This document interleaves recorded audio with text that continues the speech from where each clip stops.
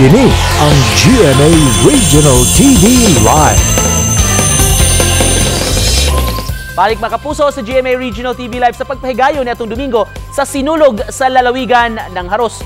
Ang dakbayan sa Karkar mga kapuso. Karong buntaga atong pakisayra sa sikreto sa ilang contingent o sa mangyoy konsepto o motivation nila sa ilang performance at tubangan sa mga sugbuanon ni atong Domingo. Makauban nato karong buntaga mga kapuso sa mga choreographer sa Karkar City Contingent sa sinulog sa lalawigan 2024. Pati Betita, mayong buntag ug welcome sa GMA Regional TV Live. Pati, kindly greet our kapuso unang nagtan-aw. Maayong buntag ka natong tanan og viva Pit Senior. Pit Senior sab kaninyo diha sa Karkar. First up, congratulations sa Karkar City na kadaog sa sinulog sa lalawigan karong tuiga og of course lain pang mga kategorya unsa may gibati ninyo nga nalangkat ninyo ang kadaugan.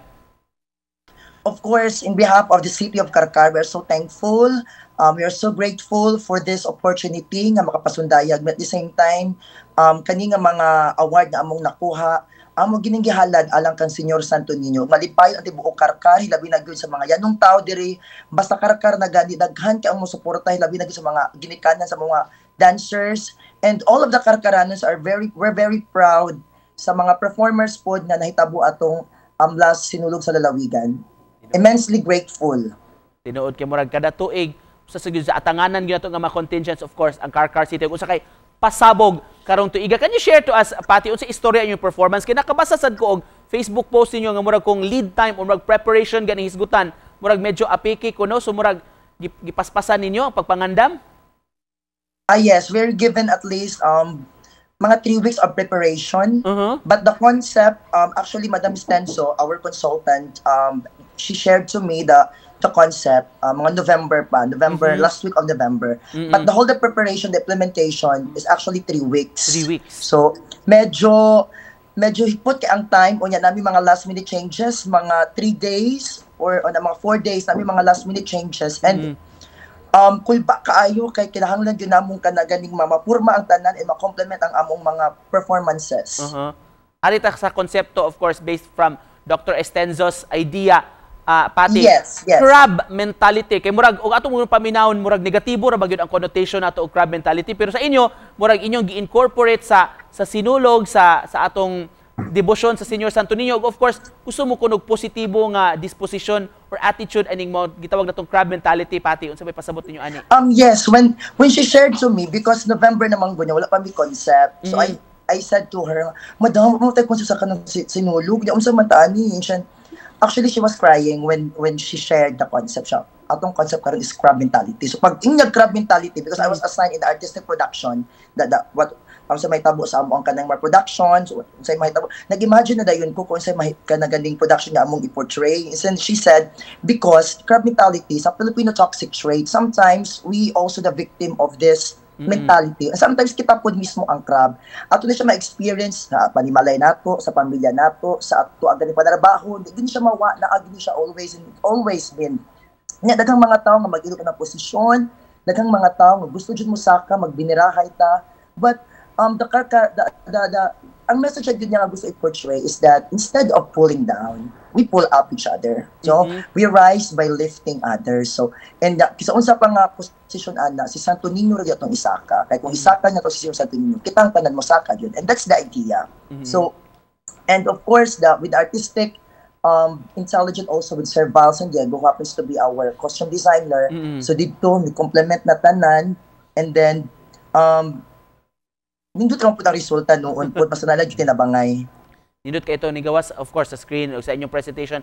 We rise by lifting others. Mulambo ta pinaagi sa pagbayaw sa uban. Pati dili kinahanglan nga murag imong ipaubos hinuon ang uban.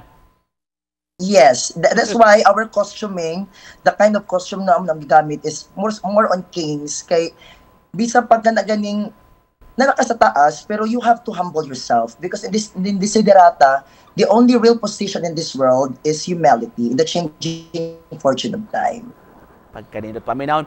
Pati unsa may sikreto sa kadaugan sa Karkar? Ang sikreto ra gyud sa kadaugan sa Karkar mao pa nga pagtinabangay, collaboration. We collaborate each other. Ako ay just one of the choreographers.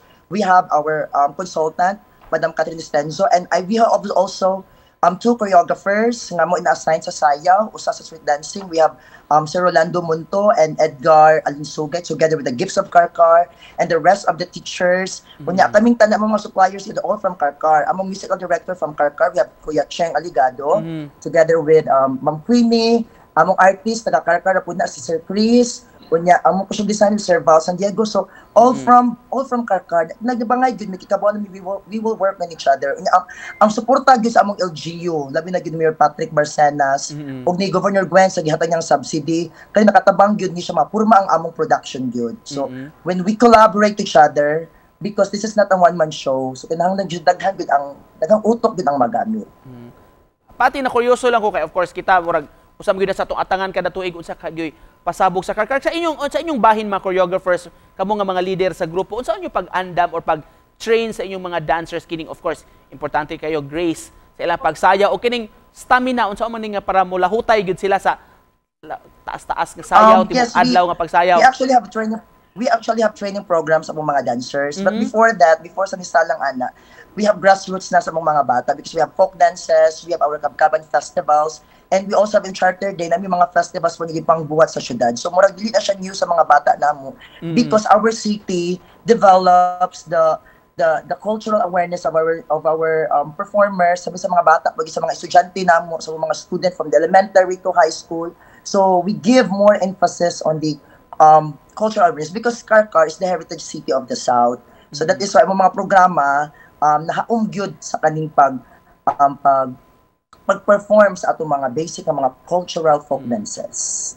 You were saying 3 weeks ra mo nga murag nangandam gyud giandam ang inyong choreography pati unsa man to taas-taas gitong oras sa inyong preparasyon magabi inyong practices?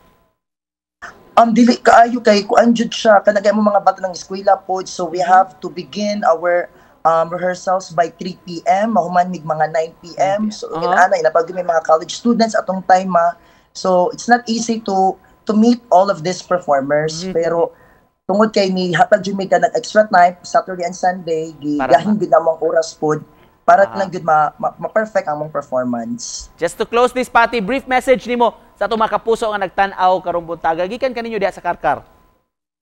Yes, at malipayon ang taga-Karkar sa mga suporta nga among nadawat unya Viva Pit Senior kanatong tanan and sa hinapos nga among mensahe mulambo kita pinaagi sa pagbayo sa uban we rise by lifting others. Viva Pit Senior.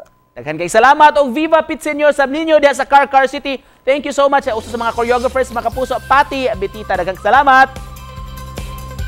Thank you.